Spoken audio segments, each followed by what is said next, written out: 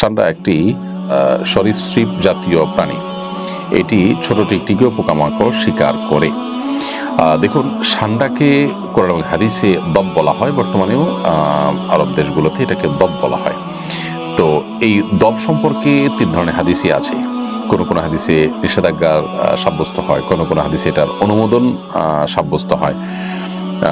বিভিন্ন রকমের হাদিসই কিন্তু রয়েছে। সাহাবায়ে কেরাম ষান্ডা খেয়েছেন এরকম। নবী করিম সাল্লাল্লাহু আলাইহি সাল্লাম এই প্রাণী অর্থাৎ ষান্ডা খাওয়ার পর তিনি উৎসাহিত করেছেন। হাদিসের শেষ দিকে সেটি রয়েছে। আব্দুল্লাহ ইবনে আব্বাস রাদিয়াল্লাহু তাআলা আনহুমা থেকে বর্ণিত একটা হাদিস সহিহ মুসলিমে বর্ণিত হয়েছে। তিনি বলেন যে নবী করিম সাল্লাল্লাহু আলাইহি সাল্লামের কাছে হাদিয়া হিসাবে কিছু জিনিস পেশ করা হয়েছিল, এর মধ্যে ষান্ডাও ছিল। তো নবী করিম সাল্লাল্লাহু আলাইহি ওয়াসাল্লাম সেখান থেকে খেয়েছেন।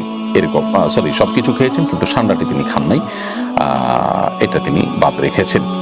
তাহলে আমরা মিশ্র পাচ্ছি এই সম্পর্কে। সবগুলো হাদিস যেহেতু বিশুদ্ধ এবং সবগুলো হাদিস বিভিন্ন হাদিস কিতাব বর্ণিত হয়েছে, এই জন্য সংখ্যাগরিষ্ঠ উলামায়ে কেরাম, বেশি উলামায়ে কেরামের মতে ষান্ডা খাওয়া জায়েজ, যদিও হানাফি উলামায়ে কেরাম এটাকে মাকরুহ বলেছেন।